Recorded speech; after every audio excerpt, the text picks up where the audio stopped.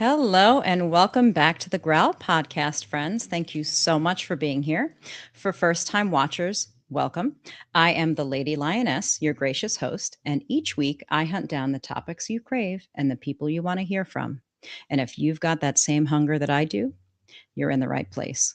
For our returning listeners, thank you so much for being here. You guys rock. Love the support.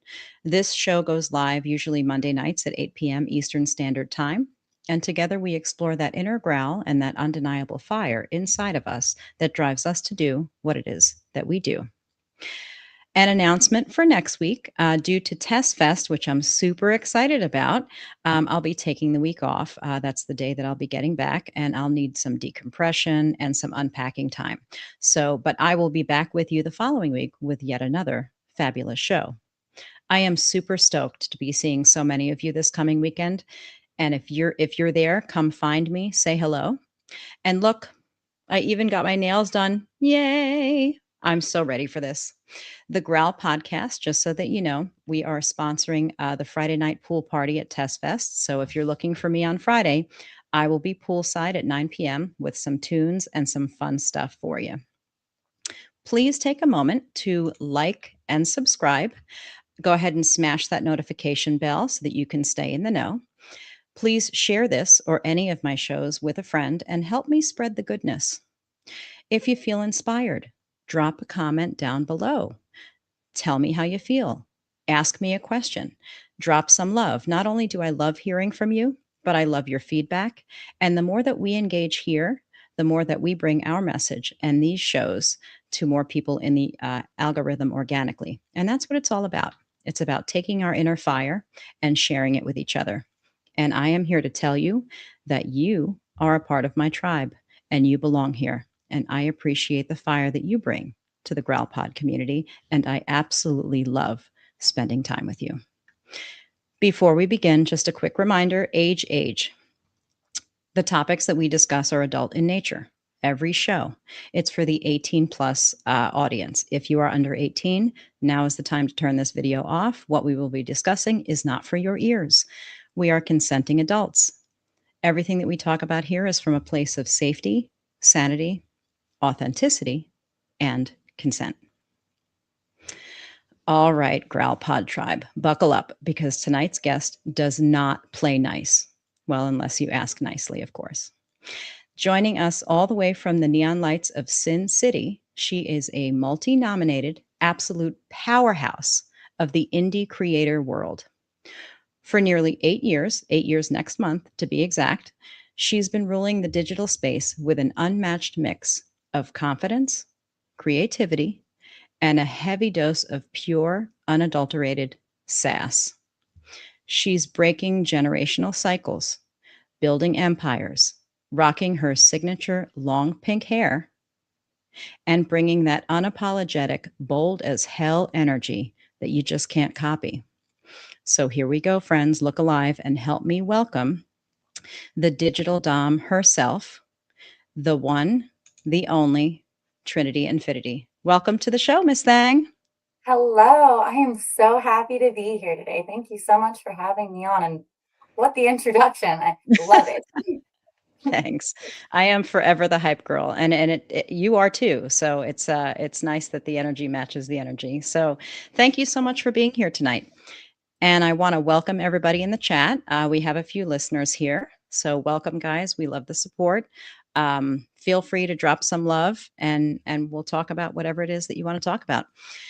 So Trinity, when you reached out to me on Instagram,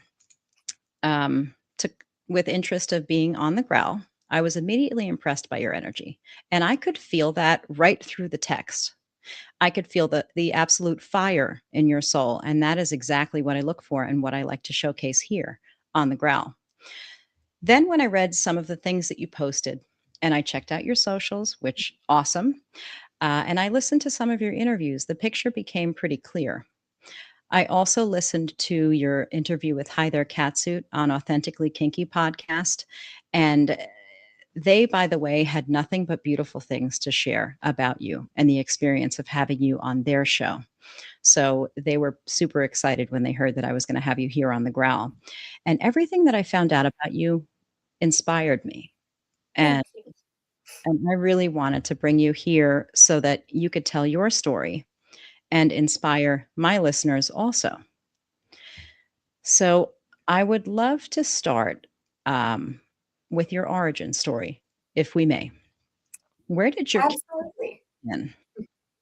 Where did my kink journey start?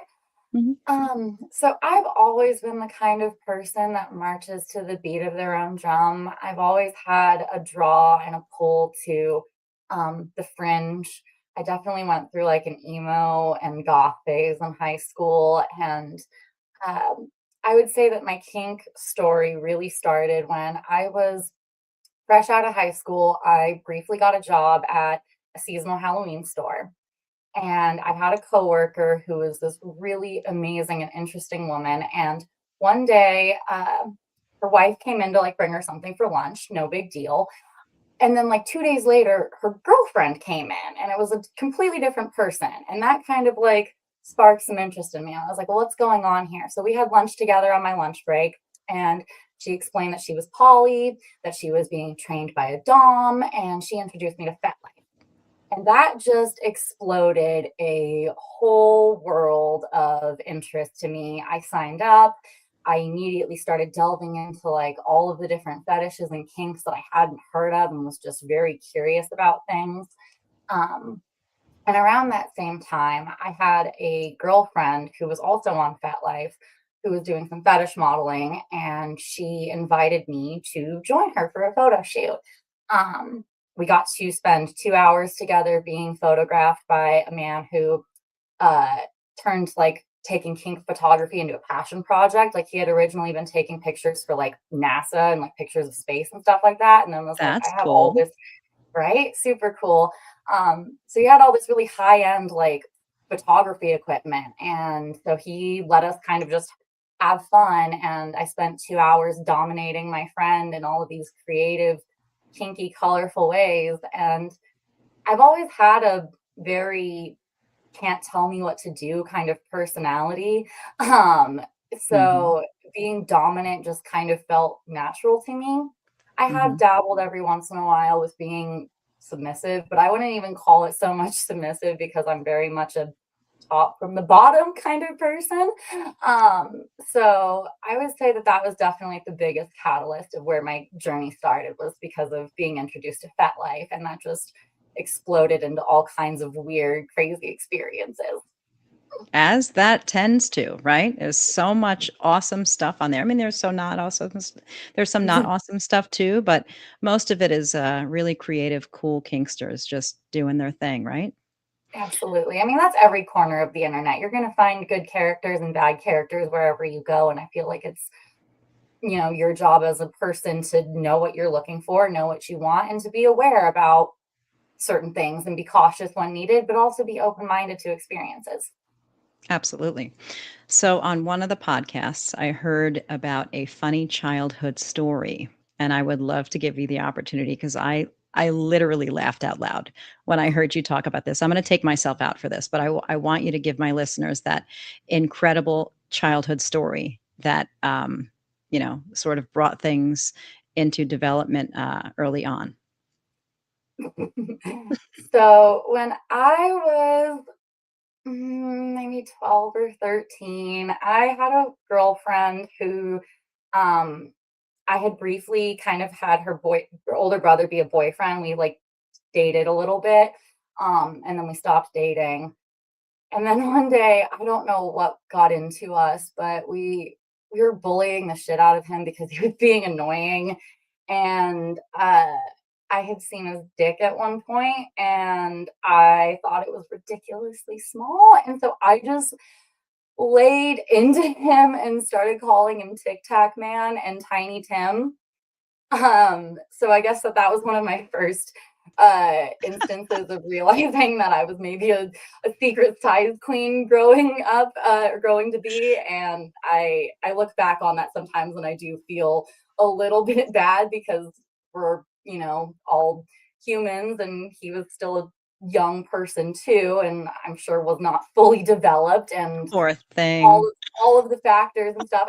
I wonder sometimes if I ever contributed to him having an SPH kink. I have no idea. But yeah, that was one of my first instances of really realizing that I am a bratty, domineering person. You're a bully. I love that. Oh, And yeah, that yeah, I'm a bully, but it's funny because I was also bullied a lot as a kid too. So I think that like at some point once I hit my teen years, I kind of just had enough. I was just like, I don't want to be bullied anymore. I will flip the script and turn into a little bit more of a sassy rebel. absolutely. Well, you know what? It gives you the foundation. I mean, you understand it from both sides.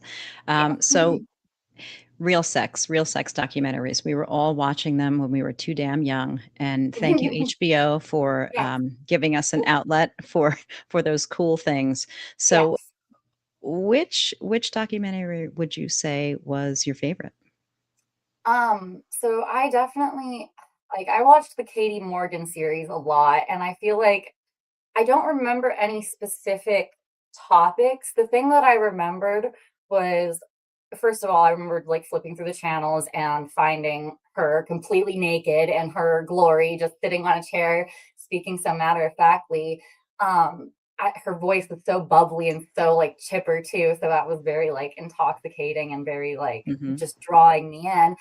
What I really liked was just how open she was and how everything that people shared, whether it was things about swinging or kink or porn, it just felt like it was the first time I had seen something so open and honest about it. And I got really interested in like the behind the scenes aspects of things because I've always been a huge cinephile at heart. I love movies. I love like getting into like the nitty gritty parts of it. And so that felt like it was like the first kind of step too to like seeing the behind the scenes of like what really like goes on with sex because we've all had sex education, but usually it's not as thorough or as in depth as it needs to be. And it's a lot more kind of like maybe medical and just very like, here are the facts. And it's like, well, facts are important, but sex is a very, I don't even want to say gray area. It's rainbow. It's colorful. It's full of all kinds of different things. So I just really liked how free she felt in her presence, and that really drew me in. Yeah, I agree with you. I think that the way we speak about things in fetish and kink is so open and, for the most part, pretty accepting and Yeah, very direct. And for me, it cuts out so much of the bullshit. yes, And I really prefer that. It allows me to, it's like it's like the fast lane to getting what you want instead of the games and the tongue in cheek and hmm, do they like, do you think that it's just be direct. And yeah, yeah, I loved the HBO documentaries for that in showcasing early on. yeah, Yeah, definitely. I love the checklist. It makes it really easy to be like, this is what I like, this is what I don't like. I'm a list girly. I use them for everything in my life, and kink is no exception to the matter. agreed. Love that. So let's talk about the fact that you shattered generational poverty in your life, and that is a huge feat. I have to a standing round of applause for you on that. What was it like growing up that way? So growing up poor and in poverty doesn't always look the way that people imagine it to. Um, we like when I was a kid, money was always an issue. I don't ever remember money not being an issue. And it was stressful and it was hard. I was homeless briefly as a teenager, and I will say, like, homelessness again looks different for everybody. We weren't like on the streets, but we were like crammed into like one room with like family friend for a while, and then another situation we were like living with another family friend that was a hoarder, and it was all kinds of Mm, chaos. And that level of instability is something that really sticks with you. And it also makes it really hard that when you start making money, you don't really know how to use it because when you're poor or when you're in poverty, you don't see money as a tool. You just see it as something that you're grateful to have, and you usually spend it right away, whether it's on bills or frivolous things that you shouldn't be. So there was a lot of chaos and a lot of instability in my childhood. But I feel like because of that, I grew up being a hustler. Like I started getting like house sitting jobs from friends when I was like 10. I started babysitting when I was 12. Uh, and so it really set like a drive in me that like I learned to work very early on. And I learned that like things do not get handed to you just because you want them to. And I think that that's part of what translated into my drive into doing what I do now. I love that you had that experience. Not that I love that you had that experience, but I love what it did for you because having to earn something assigns such value to it that just isn't teachable. And Absolutely. that's the school of hard knocks. Those are the life lessons that once you learn those, you don't unlearn them. I No. And it Yeah. definitely it's given me a great sense of gratitude for everything that I have in my life right now because, growing up, I also never thought that I would reach this level of success in my life. I always just pictured a life full of chaos and instability like my parents had and raised me to kind of accept as normal. So I do truly feel grateful for every single thing that's happened in my life because of being in sex work, because of kink and fetish, and especially since moving here to Vegas. Like Vegas was a huge catalyst for my career these last 3 years. Good for you. And it's a lot of fun living there, I'm sure. Oh, I love it. I absolutely love it. I can't picture myself being anywhere else anytime soon. So, how did you fall into content creation? Was that through the fetish photography or did something else, happen So to Mhm. I would say that was definitely a part of it. I always liked taking pictures when I was a kid. I always liked being in front of the camera and playing dress up. I guess I was always a little bit of an exhibitionist growing up. Um, my mom told me stories of when I was little that I she would have me pick out these really cute frilly outfits and then I'd put them on and then like 5 seconds later I'd be naked. So I've always loved being naked. I've always loved playing dress up. The fetish photography was one instance. I started webcam modeling briefly after that. That didn't work out so well. And then I started dating someone who was very much not okay with that world. So I tried having vanilla jobs for a few years, hated it, bounced around from every industry and medium that you could think of. And I always had this little nagging voice in the back of my head that I was missing out on something that I really wanted to do. So Mm. I found myself in Portland, Oregon. I was living with like six roommates. I was in debt. I had no car, and I discovered phone sex. And when I thought about phone sex, I always thought about it in like the way that like you imagine like the 90s and 2000s, where it's like people sitting behind cubicles and you don't know who you're talking to. And this wasn't that at all. This was me being able to use my own photos. And so that led to my callers wanting custom photos, custom videos. They were wanting to see more of me. And it just kind of naturally like snowballed into Mm. where I am now. So that's an interesting progression. So, what do you think appealed, to you about it? Was the exhibitionism or was it it channeled your inner bully? I mean, what was it that drove you to that? I think it's a combination of all of it. Like, I think it's the exhibitionism, the creativity that I get to have. Like, I love being able to play with my hair, my makeup, my appearance, different outfits. And again, going back to being a cinephile, like, I love movies, I love TV, I love film. And so that also allowed me to, like, kind of tickle some of that creative energy, especially once I started getting into clips. Like, when I started doing like filming clips and stuff, that really was like, okay, this is something that I enjoy. I like being performative and getting in front of the camera and coming up with weird ideas and things that like you're not going to just see when you log onto the hub. Like there are so Mhm. many porn sites where you can see just free porn, free porn, free porn, free porn. And I like being able to create things that you don't get to see just everywhere every day. Yeah, I mean, it sets you apart. I mean, you definitely have a unique look for sure. Um, so, was there ever a time during this where you felt like you maybe made the wrong choice or you doubted or, um, at any point? There have been times where I like wonder what's going on in terms of my business. If things are slow, it's hard not to question everything that's going on. But the biggest thing that I love about this job is that it has versatility. So when I first started, I did phone pretty much strictly for like a year straight, and I was taking calls all day, every day.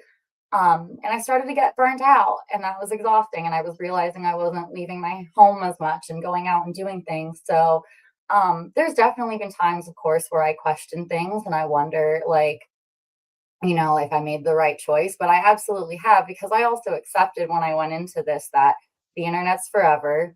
I never saw myself having like a government job or anything like that where I would have to be worried about someone being like, hey, we've seen you all over the internet.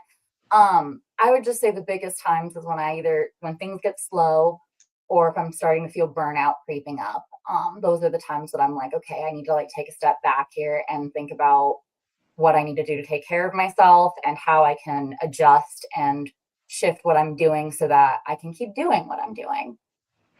Yeah, self care is important, and it goes a long way to balance out the feeling of burnout. I did an episode about kink burnout, and it really is in any walk of life you experience burnout when you're doing something for long enough. And self care, I think, and introspect and being able to check in with yourself in an authentic way, I think goes a long way. I think that's what I'm hearing you say.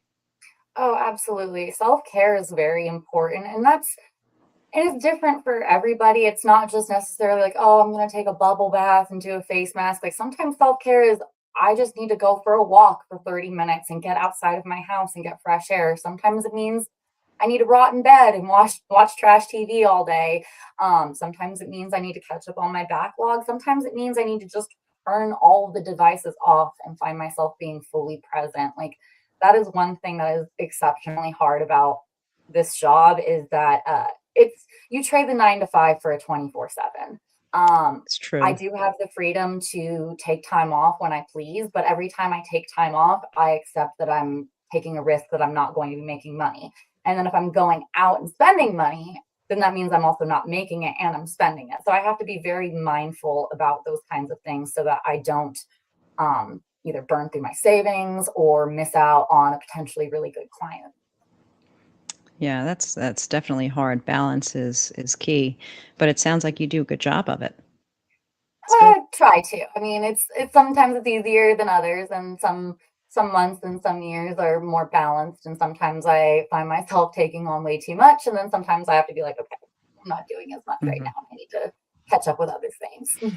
So what about the naysayers? What about the noise of disapproval? How do you overcome that when people, let's say, sometimes we have people in our lives, family or friends that don't necessarily agree with, whatever job it is. And of course, in the sex work line of business, I mean, you don't really have a whole lot of people supporting that, unfortunately, regardless of, what it is. But how do you turn down the volume on the noise of disapproval? I would say it's actually pretty easy in the sense that the family members that I want to know about my job know. The ones Mhm. that don't. And I don't have any vanilla friends left, truthfully speaking. When I started doing this job, all of my vanilla friends kind of started going away for one reason or another. Some of them didn't understand that just because I was working from home and making money didn't mean that I was like down to go to the bars all the time or do whatever. And then it was like, no, if you guys can go out and have fun, but I need to be in and work. All of my friends now are in the industry in some form or another. So that makes it really easy that I'm very grateful for a wonderful network of people, both here and spread out throughout the country, that are cam models, porn stars, pro doms, escorts, like you name it. And that really has a sense of like community in that regard. The biggest naysayers that I basically have to deal with are my banks and Mm. like society as a whole. Even like the beauty industry here, for instance, whenever I go to like appointments for like nails or hair or what have you, nobody gives a fuck. Everyone's just like, oh, we're happy to have your business. And I'm very, very grateful for that. So, how I turn down the volume of the naysayers when it comes to just the world's opinions, one, I'm very careful about my social media feeds. I mute and block people all the time, and I mute lots of words because I don't need to see it. I know that there's some people whose minds are not going to be changed about my job and what I do, and that's fine. They can think that way all they want. It's not going to change my life, and it's not going to change what I do. And then in terms of things like banking, I just have to be really careful and really cautious about what I say when I'm going into the bank and need to like do certain things. And I try to avoid doing that as like little as possible because I've had a couple Sure. conversations over the years where they're like, "What is it that you do?" And I'm like, I do this, but not that, like, keep taking my money because we know that you want it. So Right, I'm really exactly. fortunate in that sense that I don't have like a ton of people in my life who are like, you shouldn't be doing that. What you're doing is bad or degrading because I've basically forced it to be a very supportive bubble. Good for you. And you know what? I have to say, as far as the banks are concerned, we are in the age of influencers and content creating. And Mhm. I'm sure that what would have been much harder, 10, 15 years ago is much better now. So Mhm. so let's talk about you touched on it a little bit. I want to talk a little bit about living in Sin City and what is the fetish community like in Vegas? So the fetish community in Vegas is, I would say, a lot different than like other places. Like comparative to like Portland or San Francisco, where I feel like it's a very distinct community and there's a very like this is the kink bubble, this is the fetish bubble, this is where you're gonna meet those kinds of people. Vegas is unique in the sense that because it's a very transient city, both in people who come here and then like move after a year or two, combined with tourism, means that you get this weird blend of how do I explain this? A lot of people will think that when they think of fetish, they might have watched a lot of porn and they might just think of a dominant woman who just takes charge having sex. So there's a lot of weird bleeding overlap in terms of like the swinging community, the porn community, and the fetish community. I wouldn't say there's so much a very distinct fetish community like the way that there is in like Portland or San Francisco or some of those other places. There's a lot of overlap here. And I feel like when you want to find like the genuine kinksters and like things like dungeons, it's a little bit harder and a little bit more underground because of the fact that people automatically assume that, oh, Vegas, sex work is legal. It's actually not. There's certain counties in Nevada where you can go to brothels and you can engage in legal full service sex work, but Vegas specifically is one of the places that you cannot. So having things like sex clubs, like dungeons, those are heavily regulated and they have to kind of go through a lot of weird loopholes for them to exist. Um, but the fetish community is here. The bondage ball is going to be happening this coming month, celebrating their 25th anniversary. And so you will see kink and fetish here, but it's definitely a little bit more like in pockets where you kind of have to find it and you have to know where to be looking for it. Sure, that makes sense. And it's a shame that that what we do and love and practice responsibly is just so uh, I don't know, it's so colored the wrong way, I guess, by things that don't represent what it is that we do. Mhm. So, yeah, I actually didn't realize that in Las Vegas that it was so heavily regulated. You just kind of, the general idea of it is just, what happens in Vegas stays in Vegas and anything can happen in Vegas, but that's not the case No, from it's listening to you. definitely No, it's definitely a little bit more hidden, and I have a couple friends who are pro doms who have talked about they're like, "Man, I moved here from, like, such and such place, and the kink scene just feels a little bit odd here compared to what I was expecting it to be." I'm not saying it's bad or, like, it's inherently toxic or anything, it's just a lot different than, like, what I experienced being in, like, Portland or San Francisco. I gotcha. So, do you go out and hang out in these little, pockets of fetish folks and kinksters doing their thing, or do you strictly, stick to yourself and your online community?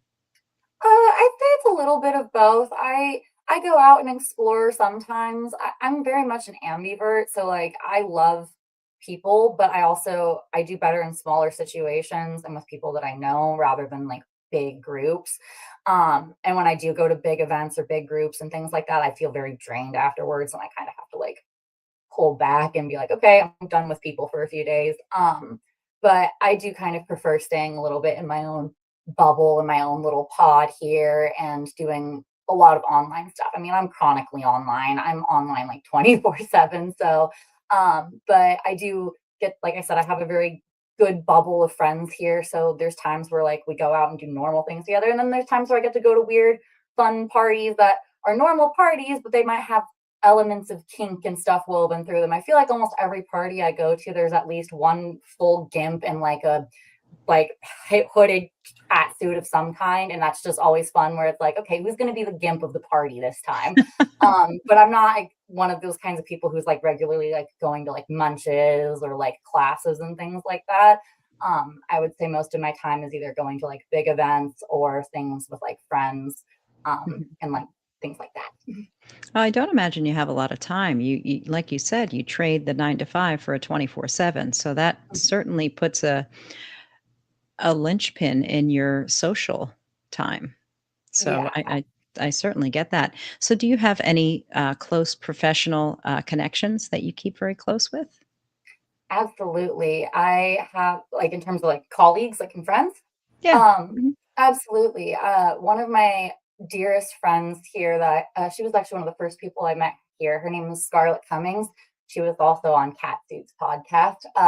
She is an incredible dom and a powerhouse content creator. And Mm. though she is 4'11", her presence is huge. And I'm actually going to be collaborating with her not this week, but next week.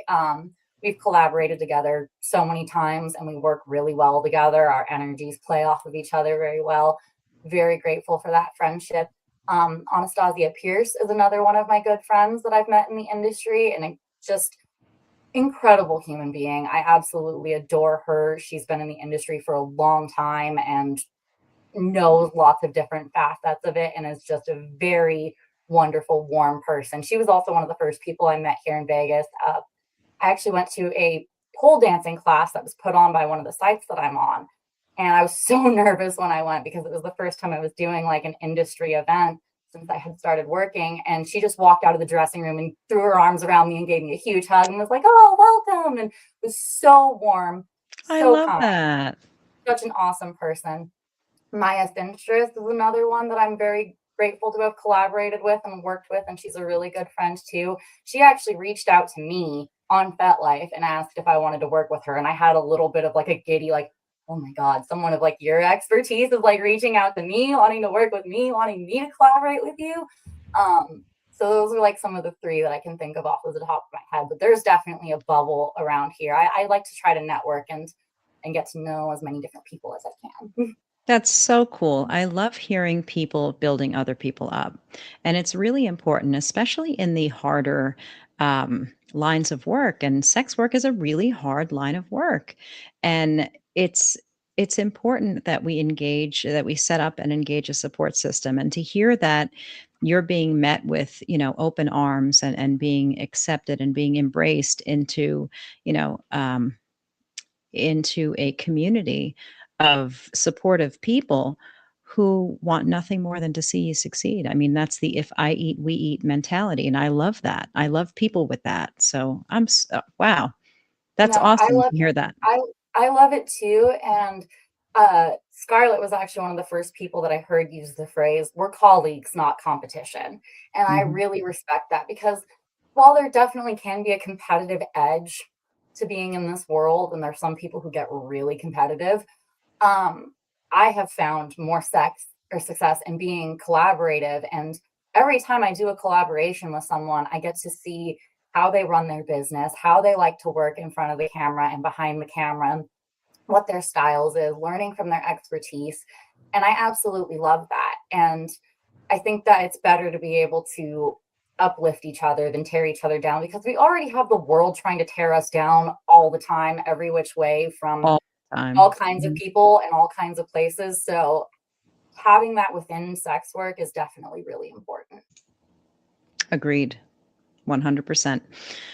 All right, so let's talk a little bit about your character development. So I know you mentioned that you don't really go to classes and things, you just don't have the time for it. So, how did you learn the things that you know? Just trial and error, or how? Walk me through that. So I would say it's a multitude of things. I did go to a couple classes early on when I was still living in California in the Bay Area. I did go to a couple dungeons and do a little bit of like exploring in that regard. I'm a big reader. I read lots of like books, blogs, what have you. And definitely trial and error. Like I'm not gonna like pretend that I've always been the perfect dom or the most ethical dom, and that there's been times that I did things when I was younger that I look back on and I like cringe when I think about it. But it's a mixture of all. I learn from my peers, I learn from my own experiences, and I've always again just been a weirdo. So it really helps that like I can just draw from my own personal like creative bank. When I was younger, I would steal my mom's Cosmos a lot and like read like the little erotica stories that they would have in the back, and that really made me want to read more erotica. So I've definitely read a lot of like romance novels and erotica and things like that of all varying degrees. Um, like little bits from porn. I just say it's all. I like to try to take in as much knowledge as I can from every place that I can.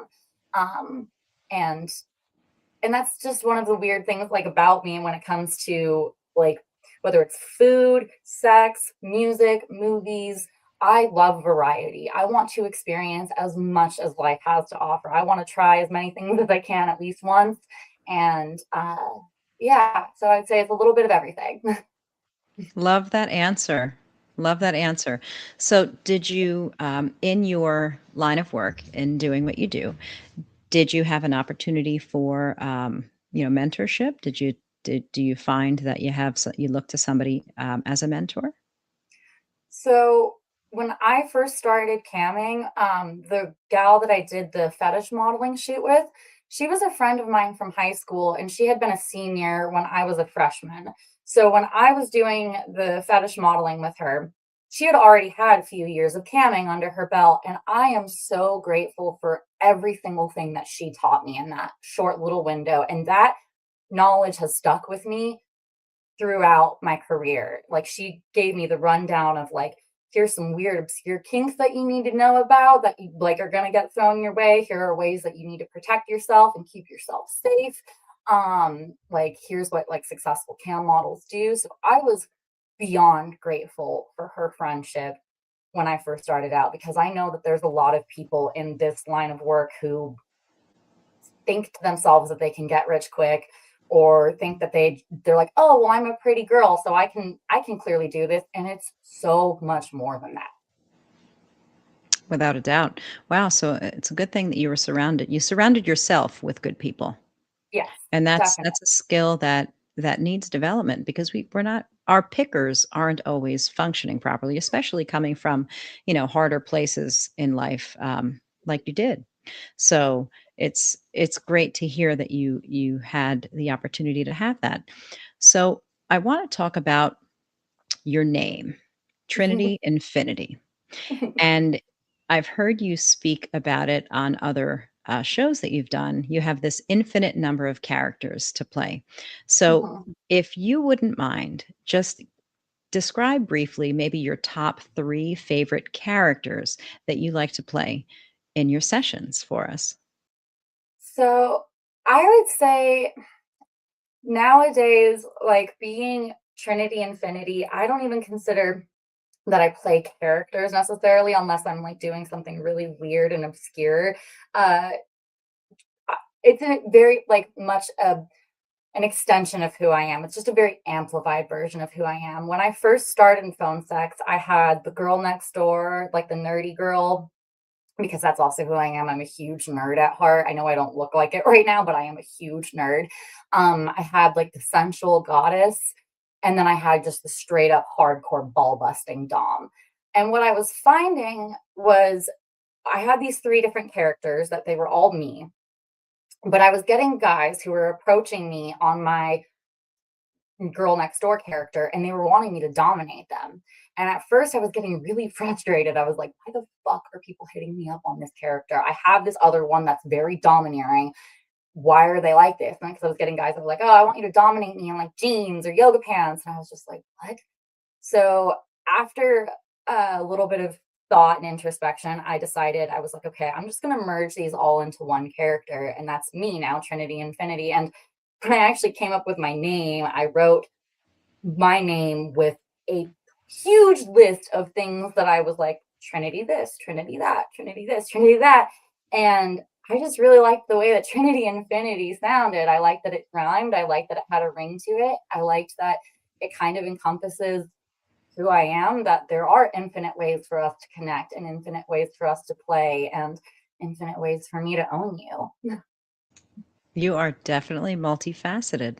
That is so cool, and, isn't it fascinating just getting into people's heads and getting a sneak peek, like little snippets of what it is that drives them? Isn't that cool?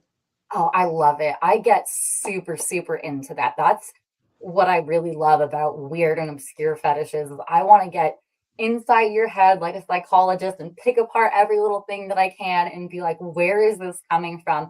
And whenever I say weird, I'm never like, oh, that's weird. I'm like, no, that's weird. And I like that. Like, Mhm. where is this coming from? That is so unusual. Why are you the way that you are? That's the kind of stuff that like fuels me. Like I live for that. That's awesome. So tell us some more about, these interesting and obscure fetishes that you engage in and enjoy. Oh, some of my favorites that I have done over the years. Giantess play is absolutely one of my favorites that I fell in love with immediately because there's so many variations of it. I could be normal sized and shrinking people down super tiny. I can be as big as Galactus. I can be a normal sized giant where I'm only like maybe 7 or 8 feet tall. And, I'm just intimidating with my presence in that regard. I could be a nice giantess and, being like super clumsy and just like, oh no, I sat on you. I didn't mean to. Or, oh, I can be a mean one and I'm going to talk about eating you and stomping on you. So I love, love, love giantess fantasies. Breast expansion is another one that kind of falls into that category. And belly expansion too, where you start off being a normal looking person and then, oh, what do you know? Your breasts balloon up to be cartoonishly gargantuan things. That's a lot of fun. I recently had a person who called me who wanted to talk about his love of burgers and that he finds burgers arousing and that he has occasionally fucked a burger. I had a really hard time not busting up laughing because I was not expecting that at all. But I could tell because the first phone call we had, very normal in the sense of phone sex. And then the second time he calls, he's going on about how he really likes like bigger men and that he's into gay porn, but he really likes watching gay porn with like fatter people. And then I was like, you can tell me whatever you want to tell me. This is a safe space. And he was like, is this really a safe space? And I was like, okay, what do you got for me? Let's hear it. And he was like, I like burgers. I like jerking off to burgers. And I was like, do you mean just like pictures of them or like someone like giving it to you? He's like, nope, just pictures of them. And Okay. it was absolutely hilarious. I've had a few trash subs over the years who want me to send them pictures of my garbage, that they're just so unworthy of even looking at me that they like looking To at my just trash, look whether at it's your my kitchen trash. trash, my bathroom trash, what have you. Um, and yeah, I really love weird kinks and weird fetishes. Like I like things that you don't hear about every single day. So interesting. I actually, when I hear you talk about giantism, and you mentioned it on another interview that you did, I was like, "What is that?" And hearing you describe it, it's like, I've absolutely encountered at least one person who I could now hearing you talk about, it, I'm like, "Geez, I think that was it." Because yeah, it just comes into focus. And you know what? We're not here to yuck anybody else's No, yum. definitely Y- not. Not I am even a not little here bit. to yuck someone's yum. It might not be the flavor of my gums, but there's always going to be something for somebody, and I love it. And it's one that makes a lot of sense too because there's a lot of giantess stuff in pop culture, like Attack of the 50-Foot Woman and like Honey, I Shrunk the Kids and things like that, where it's like, it makes sense. One of my favorite regulars, he loves giantism, but with a twist where I'm fucking with the military. So it always starts off as me shrinking down each branch of the military and doing weird, fucked up things to them. And then it usually ends with the grand finale of me wiping out the whole United States. Like I'm some like evil terrorist, and it's so much fun. Wow, how creative are you? This is so cool. No wonder you are it because if somebody can imagine it, and I've oftentimes said that, if somebody can imagine it, there is somebody enjoying it. And you are just a wonderful muse for somebody's wild fantasies. I love that you have this little corner of the internet for people to just sort of go to and be authentically themselves and tell you and get to enjoy with you all the things that, you know, other people may not even realize exist. Yeah, I love That it. is I so cool. absolutely love being able to tap into that weirdness, and that then translates into custom content for me too, because custom content with creators, I feel like is a 50-50. They either love doing it or they hate doing it. And Mm. I love doing it. It tickles the part of my brain that reminds me of like being in school and like wanting to get an A on an assignment. I'm like, give me the challenge, give me the weird thing that you have had floating around in your brain that you have been dying to see. I am here for it. I can make clips on my own and do things on my own, no problem, but I thrive for custom content because the other thing too is I love the feedback. I love it when I deliver a video to a fan and they're like, that was exactly what I wanted. You made exactly what I wanted happen. And I live for that. That's so awesome. So you mentioned on our call that you were working on some more specialized things currently, maybe Mhm. bigger, more involved things. Can you share with my audience a couple of things that you're working on currently? Yeah, so like I mentioned, I'm going to be collaborating with Scarlett Cummings again in the next coming weeks. We are going to be doing a neuro wrestling video together. We're going to start off in very prim business attire, and we're going to get super slimy with each other in our business attire, and then the clothes are going to come off, and it's going to be a fun little wrestling cat fight together in slippery, slimy neurogel. And for those people who don't know what neurogel is, think of like baby oil but slime. It's very shiny, it's very thick, it's very viscous, and it's really good for slipping and sliding around. I love that. Ah, starting out in business from the boardroom to the bedroom. Exactly. It's going to be a lot of fun. I recently just finished up a giantess military custom for that fan that I was talking about, where I was snapping my fingers and making each branch of the military appear in my apartment and torturing them and doing all kinds of fun creative things. I also did a custom latex CEI video, come eating instructions for those who don't know the abbreviation. So it was just all about worshiping my sexy latex body, jacking off for it. But the twist was at the end, gotta lick the load off my fingers. Gotta Um, clean up. Yep, exactly. You gotta taste it, don't waste it.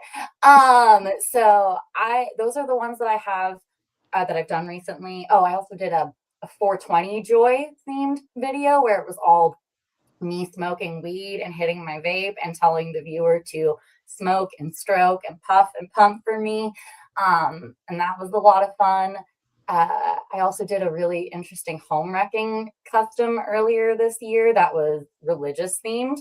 I get a lot of Oh, religious requests because of my name. I get a lot of mhm. people who want religious play, and I live for it. I'm here for it. I will and I go for all religions. I know that's taboo, but they all want it. And I am happy to be like, yep, I will fuck with your God and I will become your God. And you will devout yourself to me and denounce your religion in the process. So that was a lot of fun. I love customs. That's one of the things that I really thrive in is creating that thing that you've been dying to see that you're not going to just find everywhere else. That sounds like it's something that brings you a lot of joy. It does. Yeah, it really does. So I want to talk about you a little bit. I know we've been talking about what you do. I want to talk about you. What kinds of things are you attracted to in a person? So when it comes to like romantically, I need a partner who's going to be fully supportive of what I do. This is my life. It's not just my job. It's who I am at this point. Like I am a kinky, weird person. I am very extra. I'm very sassy and I march to the beat of my own drum. So I need someone who's going to be fully supportive. And I don't mean just like, oh, I'm okay with what you do, but I don't want to hear about it. No, like you're going to hear about it and you're probably going to be involved. I'm very attracted to bisexuality. I don't date straight men. In my experience, every time I've dated straight men, there's a disconnect in terms of like fantasies and things that I want to talk about. I'm also particular in that, like, I don't date dominant men. Like, I don't care if you have a dominant personality, but if you're like strictly like, I'm a dom and I'm looking to have like a baby girl, sugar baby, what happened? No, no, no. That's not me. You can be a switch, but I want there to be able to be that versatility because I'm versatile and I like to play around with things.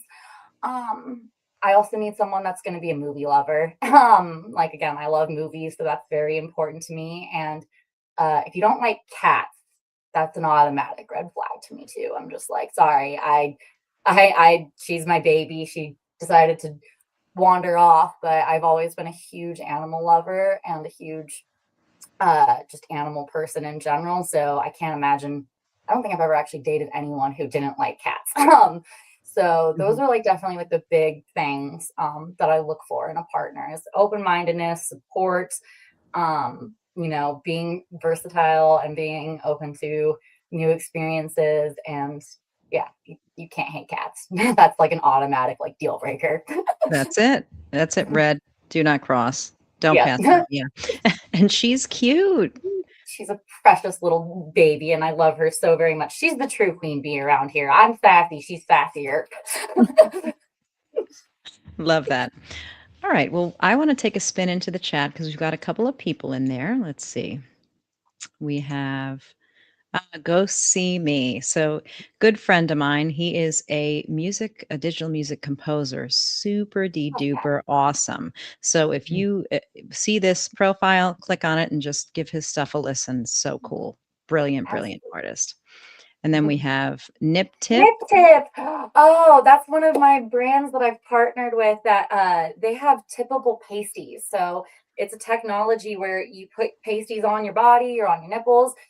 You put your phone to it, it brings up your Cash App, your Venmo, your QR code for whatever you want to pay. So if you're ever like, especially like girls who work in clubs or do burlesque dancing and shows like that, there's never a reason for someone to be like, I don't have cash. You have a phone, right? Everybody's got their phones nowadays. Tap, Tap yep, pasty. and you're getting paid. I love this. And Nip Tip says food porn is a first. Yeah. I mean, it's definitely all right. Let's see. Oh, loves you. Are there any other brands you're a part of? So I am a brand ambassador for UPay.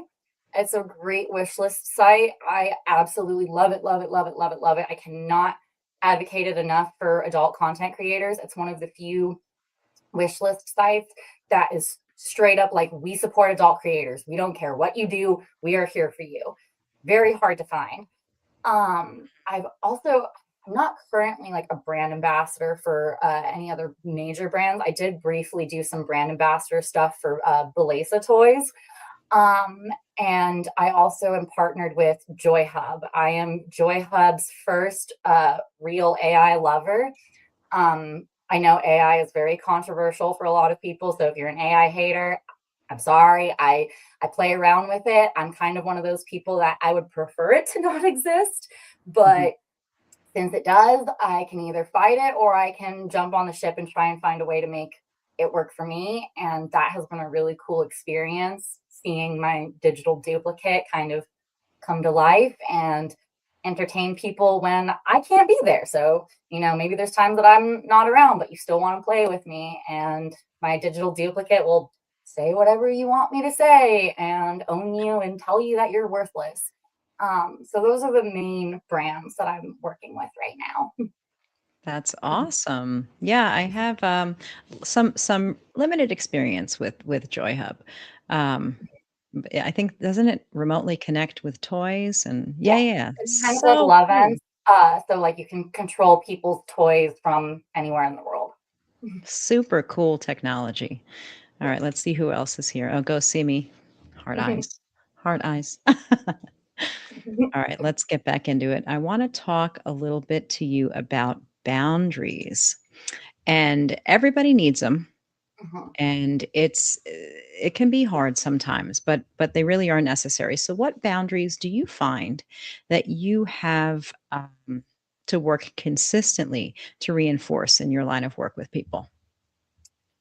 So, the biggest boundaries for me are, again, consent, um, and respect. I am not here to be disrespected, and that, like, doesn't mean necessarily like, I have a few fans or subs that I've considered kinda, like, grandfathered in that I will engage with maybe more submissive or vanilla or GFE type play, but every single one of them I've gotten sassy with at some point and had to snap and be like, "Mm-mm, we're not doing that. I'm putting you back in your place and reminding you that access to my energy is very much a privilege and not a right. I would rather block you and not deal with you and not take your money than feel like I'm being disrespected because all of the jobs that I worked beforehand were backbreaking, grueling, exhausting, and times that I felt the most exploited and most disrespected in my life. So, doing this for me, it is empowering. It is empowering for me to be able to say no, for me to be able to choose who I work with, when I work, how I work. Um, I'm very big on consent when it comes to visuals. Like, if you're messaging me somewhere that's not a paid platform, for the love of God, do not send me your genitals. I do not want to see them without money attached to it. Like, that's just, sorry, it's just a fact. And that goes for if you're man, woman, whatever. Like, just no, no, thank you. And there are certain aspects of my personal life that I'm going to keep private, that I'm going to keep personal, that are just for me. Like, again, one instance is that I am a sadomasochist, so I am very sadistic, but I also have masochistic tendencies too. I enjoy pain play. That doesn't translate well always since I'm not submissive. But I don't like to put that out there as something that I'm offering to people because, in my experience, dominating, being a submissive professionally, my God, shout out to all the pro subs that I know because they have some of the hardest jobs ever. It's a lot more easy for me to put people in their place when they know that they're submissive or that they're supposed to be acting submissive rather than having a Dom be like, do what I want. And then I'm like, no, I don't want to. So yeah, consent, respect, um, and then also just my time. My time is not free. I don't want to talk to you for free. I don't want to chit chat and get to know each other for free. I'm sorry. I do these podcasts to amplify my personality and so you can get to know me. So if you're sliding into my DMs, just be prepared for me to be like, you gotta pay. That's where it's gonna start. Every interaction with me. I don't care if you want to talk to me about the weather, your dog, your wife, sex, whatever. My time is not free. Yeah, I mean, that's absolutely the case. I mean, they're coming to your profile with I mean, you're very clear about it. So that's absolutely a boundary and your consent's important. And yeah, flashing, like it counts as flashing. It does, And and it's that's one that weird. baffles me that, like, I've gotten into it a few times over the years where I've had a few unsavory characters who have tried to be like, "Oh, you're a sex worker, it's your job," and I'm like, "Oh, so do you go to the strip club and whip your dick out when you're at the rail? Or are there boundaries, and I'm allowed to consent to things and say no to things and say yes to things?" It is the modern version of being a flasher in a trench coat, like, just don't do it. Just don't. Absolutely. Absolutely. So do you feel like typically people respect your boundaries for the most part? Yeah, and if they don't, then they get blocked. I'm a block happy bitch. If you don't respect my boundaries, you get warnings, and then if you continue to be an ass, then I'm going to block you. But I am very grateful for my little stable of regulars that I work with who all know my rules. They know what I expect of them. They know how to treat me. And I know how to treat them. Amen, girlfriend. Block happy bitch. I love that. So what would you say is your biggest pet peeve if you had to name one?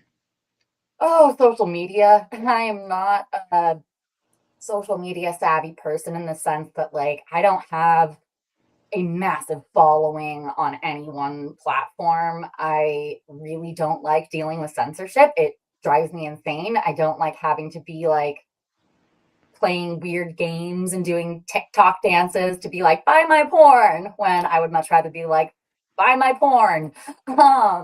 And I don't like navigating the minefield of worrying if I'm going to get banned.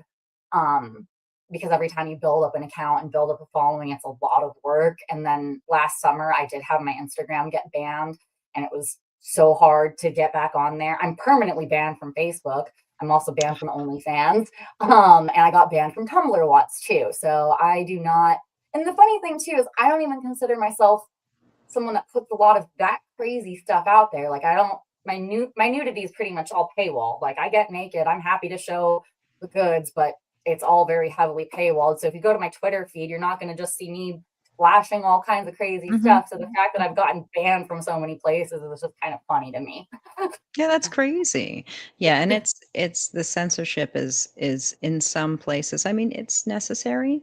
Hmm. And I'm not knocking rules and I'm not Yes. knocking community standards, but like, come on. Like there should be room for, you know, for considering something beyond a policy, Yes. you know? And I just don't like the way that it's arbitrarily enforced. Like the idea that like, oh, if you're like Kim Kardashian, you can basically post yourself almost completely naked on your social media page because you make them like millions of dollars. But if I post myself showing just a little bit of nipple, then boom, I get flagged. And so that's the kind of thing that bothers me. It's like I understand rules exist.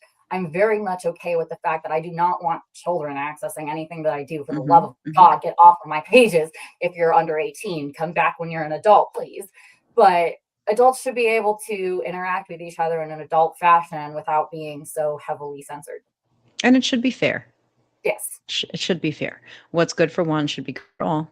Yeah, exactly. I agree with you.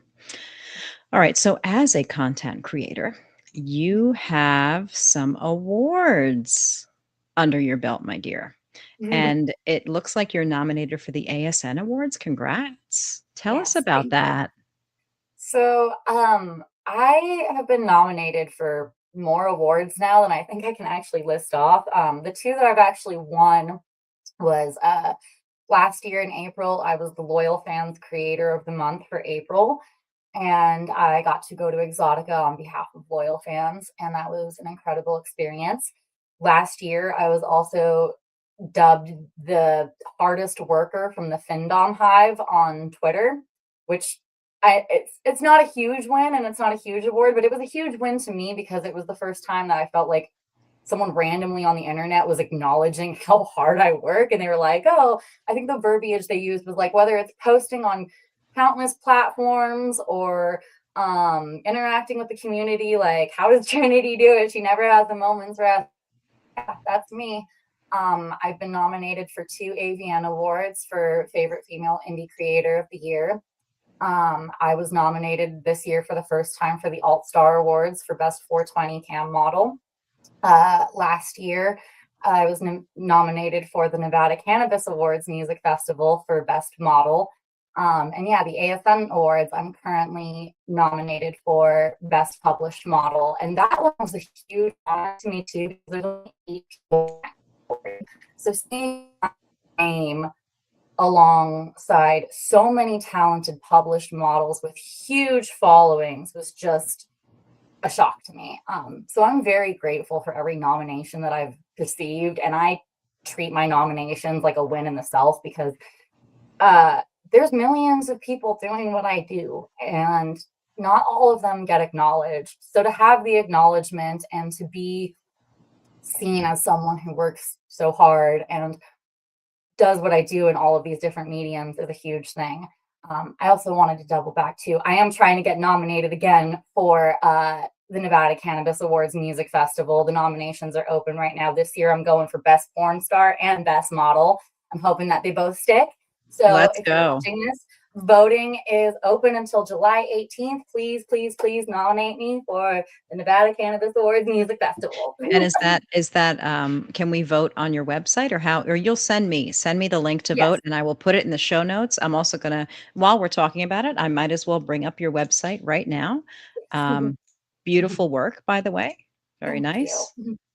Did you do Very that or you proud of had my somebody do baby. it? I did that myself. I did that all myself. That trinityinfinity.com was 100% me building this site up. I spent so many hours. There's been so many evolutions of how my site has started to where it is now. It's very involved. It's very interactive. You can see all of my interviews that I've done. You can get a glimpse at my portfolio. There's all of my referral links. There's my wall of shame, my infamous wall of shame, where you get to see all of my sissies and subs and things that I like to expose and do a little bit of fun blackmail and exposure play with.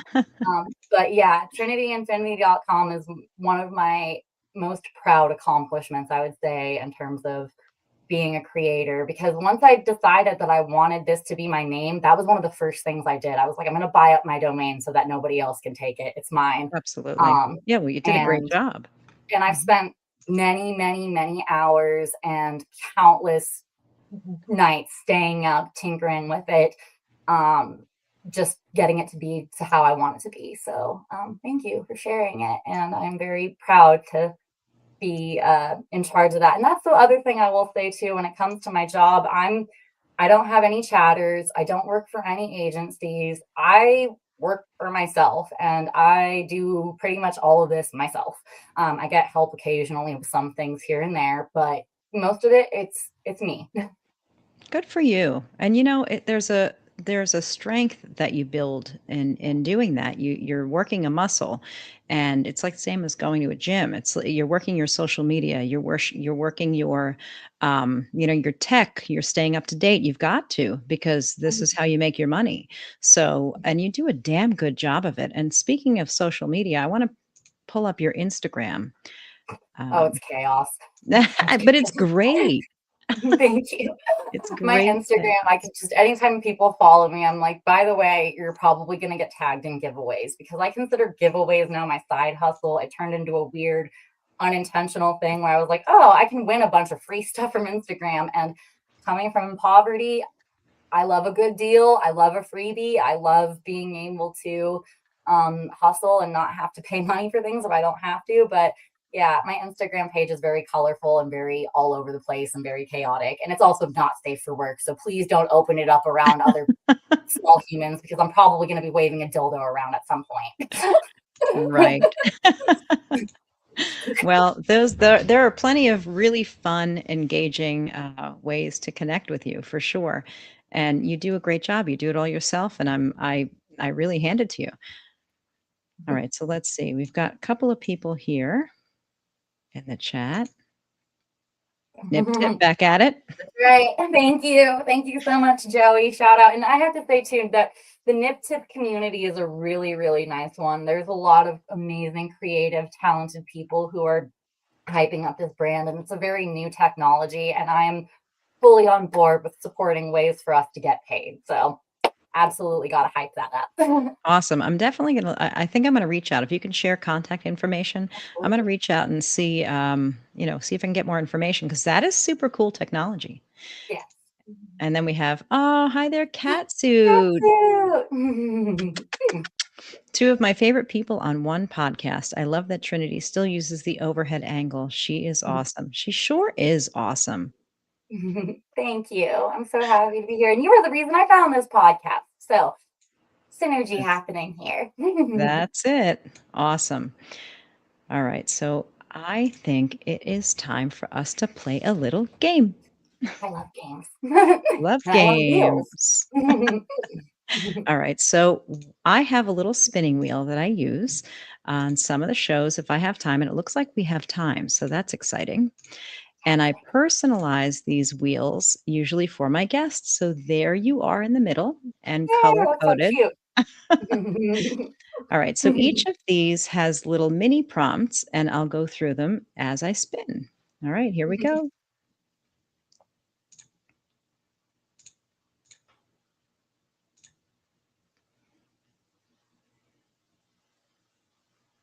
All right. So vanilla splain it. So what I would love for you to do is your vanilla friend asks about what you do. And what I want you to do for the audience is vanilla splain a session. So, a session with me. Have you ever wanted to just talk to somebody about what's going on in your day? Have you ever wanted to talk to somebody about something spicier?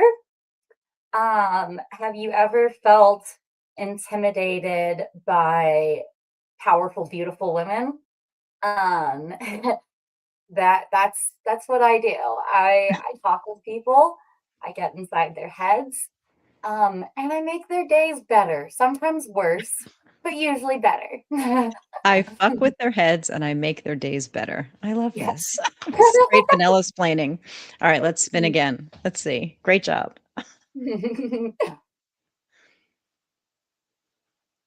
Ah, I'm so glad we landed on this. All right, superpowers. So my a friend who I got to know when I started this podcast, Stan, he was doing some of the artwork for the thumbnails. I've been doing them in season 2, but he was doing some artwork. And his question, this is the Stan question. If you could have a superpower, what would it be and how would you use it in your kinky life? I have two that I really, really want to have. Okay. Shape shifting and Ooh. telekinesis. I want to get inside your head. I want to know exactly what you're thinking. And I want to be able to transform myself into whatever the fuck I want to be that day. If I want to be a man, if I want to be a giantess, if I want to be a demon, if I want to be some weird alien, I would love, love, love to be able to just beep, beep, beep, beep, beep, beep, beep, and go back and forth between different versions of myself. Kind of like Mystique from the X-Men. Yeah, that's exactly what I was picturing. As soon as you Yes, said those two things, I was like, it's Mystique. yes. That is so cool. Okay, I love it. All right, let's spin again and see.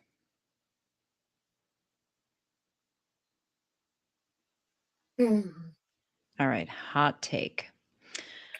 So, hot take. Let me get to that now. Share your most controversial but fun content creator or kinky opinion. I believe in gatekeeping to some extent. I know it's not a very popular thing among the content creator world. There's a lot of people who are like, we don't gatekeep. I believe in it in a sense that this job is not for everybody. There are people who are going to try this and people who are going to fail, just like every line of work. And I believe that really important, useful information should be saved for people who are trying to be serious about this. If you're a person who approaches me and is like, I want to sell feet pictures, I'm going to have a really hard time not rolling my eyes at you because guess what? You and 500 million other people want to sell their feet. And sorry, but feet is a very, very niche world. And it's not just, oh, I'm going to take cute pictures of my pedicure and post it online. No. So I'm So much happy. more. Mhm. It's so much more. So I'm happy to share information with my peers and my colleagues when we're being collaborative, but I don't think it's beneficial to the sex work industry for everybody to just be sharing all of their secret sauce with every single person on the planet because this industry is oversaturated to some degree. And again, there are people who are going to try this and they are going to fail. And typically, when people try this industry and they fail, they blame it on the industry. And then they like to poke at the things that are the negative aspects of this industry rather than looking inward and accepting maybe this just wasn't for me. Like Yeah. I sucked at working 9 to 5s and I realized a long time ago that I hate having a boss. So I'm not ever going to see myself probably going back to a 9 to 5 because I don't want someone telling me what to do and when to do it and when to be there. That's not to knack on all 9 to 5s. Like there are some people who thrive and do really well with that kind of It's just not structure. for you. It's Yeah, just not for me. So I would say gatekeeping is probably my gatekeeping. biggest hot take. I gotcha. Wow. I mean, it makes sense from your perspective. All right, I'm giving it one more because I'm really hoping for one. Can't believe you haven't landed on it yet. Yay. Okay. In honor of the new Minion movie. All right, Minion Madness. So what I want to know is which of the minions would you pick to bully and why? And I'm not talking about the millions and millions of minions. You know, we're talking about the top 3. So what's the one with the like he has like a like kind of like they all have one eye, right? I feel like there's one main one though that like he has like one eye and he has like a little like I don't want to say like glasses almost, but it looks like a lens around his eyeball. That Hang on, one. I don't I'm know if his pulling them name's up. Bob. Let me look. Bob, But I don't tell me remember. why. Wait, tell Uh, me why. I think I think that's like one of the sassiest ones. And anyone who's sassy, I want to be able to knock down a peg and put them in their place. I I love love that. I think they're so funny. I love a lot of weird, cutesy animated stuff. I love Labubu's. I love Furbies. I love all kinds of like playful things like that. And I think Minions are super fun too. They fun little banana guys. I love them. And the language they speak. Yeah, the babble. I love that. I mean, and that's honestly what a lot of my customers sound like sometimes too. A lot of my fans are just babbling, and I'm like, what the fuck are you saying? That's so funny. Oh, I'm so glad we landed on that. All right, so I'm gonna dial it back, and we're gonna talk about advice. So, So, if you could look back at your younger self and share some tidbits of really good advice from what you know now, what would you say to the younger version of you? I would tell myself that it does get better to keep holding on and keep persevering. Uh, don't let anybody hold you back from what you want to do or chase your dreams. The right people will support you and support what you want to do and believe in you and actually uplift you. Um, and that it really is possible to make the life for yourself that you want. It'll take a lot of work. There's going to be a lot of ups and downs and a lot of unexpected curveballs that life will throw your way, but um, just keep at it because the second you give up, that's it. The universe wins. So keep fighting and keep going. Wow, I love that. That's good advice for anybody. Yeah. So, what about one more piece of advice? What about someone starting out in your line of work in your industry? Let's say you've got somebody who's brand spanking new, and they're serious. And what would you tell them? What's the advice for them? Think it through. Like really, really think it through. The internet is forever. Um, I've accepted, like I said before, that I am on the internet forever. Even if I decided tomorrow for some reason that I was like, I'm done, I know that there's still going to be pictures of me everywhere. There's still going to be podcasts of me everywhere. I can't just go to every single place and be like, wipe out my digital footprint. Um, know thyself. Have an honest conversation with yourself about what can I see myself doing that I love? What can I see myself doing that I hate the least? And what is something that I absolutely do not want to do that would make me miserable if I decided to do this, or it would make me uncomfortable, or it would make me question myself or my integrity?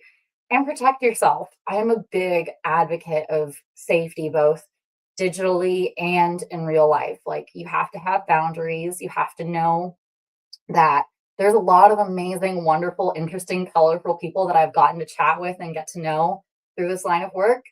And there's also dangerous people in the world. And you have to be real with yourself about that and be honest about that and be prepared for that. Um, and you have to have thick skin.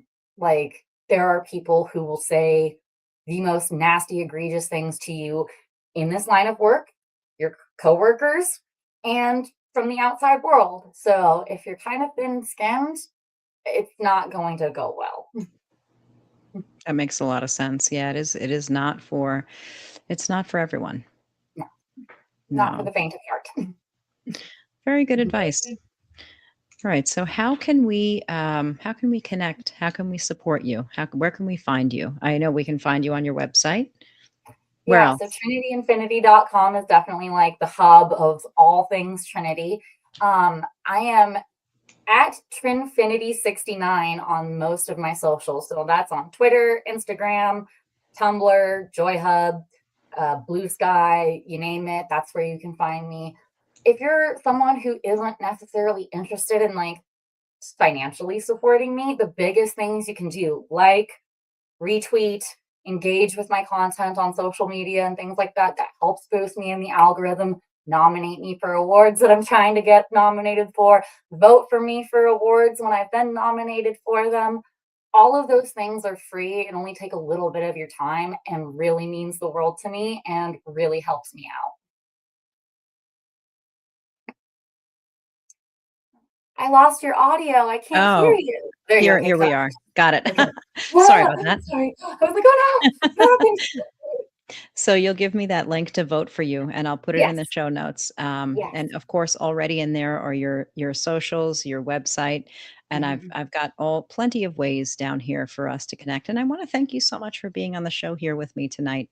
It really was a joy getting to know you and getting to showcase and highlight all of the really cool things about you that make you you. Thank you so much for having me on. This has truly been a delight. I was really looking forward to this. I love being able to chat live.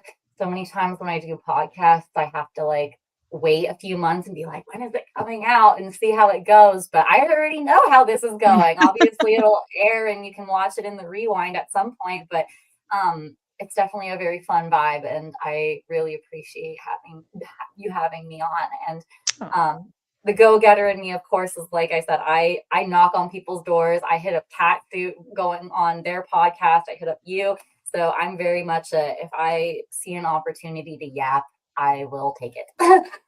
Well, I absolutely would refer you 10 out of 10, without a doubt. Yeah, Thank absolutely. you. Thank you. Thank you so much. And to everybody tuning in, thank you for being here. Please, if you haven't already, smash that notification bell, like and subscribe the channel, share it if you can, because the more love I get, the more I can keep giving you love. And Exactly. that's what it's about. Absolutely. We're all just trying to share the love here. So either here or on YouTube, I've got a Patreon community. You can drop some love there. I love hearing from you guys. Plenty of ways for us to connect. I do have to give a few plugs. Trinity, I'm going to take you off screen for a few minutes. I have a few plugs before we go. Test Fest is this weekend. Super de duper excited for that. I'm going to get to spend some time with everybody. I got my nails and my toes did. You'll have to wait until you see me live and in real life at Test Fest to see my little toesy woesies. But I'm really looking forward to sharing this immersive kink space with all of you. So, with that said, Test Fest, I'll be coming home next Monday, and I won't have time to prep for another live show. So I'm taking the week off, friends. I'm going to decompress, unpack, and do all the things that I got to do to reset. But I will definitely be back the following week with another fabulous show.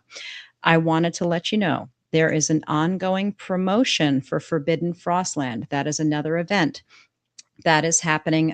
Friends of mine are putting it on, and that is a hotel takeover over MLK weekend, which is January 15th through the 18th, 2027. I know that seems like a long ways away, but it's going to creep up on you like Test Fest does. So we have ticket sales are still at tier one pricing, and they are absolutely flying. We have a special discount code for the Growl Pod. And let me bring up our discount code just so that we can have it on screen here. Oops.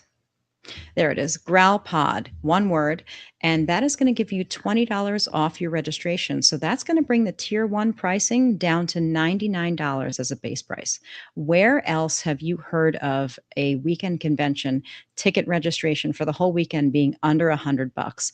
And that does expire July 25th. So please hurry. You don't want to miss a price like this. You don't want to miss this incredible event. And you can break up your payments. They have payment plans, which is so cool. So check the show notes for all of the helpful links that we talked about on the show, the discount code that I just mentioned, as well as many more ways to connect with our awesome guest tonight, Trinity Infinity. And remember, you are my tribe. and you belong here. And I appreciate the fire that you bring to the Growl Pod community. And in case this is the first time that you've heard it today, I love you. I appreciate you. And I will see you all on the next episode of The Growl.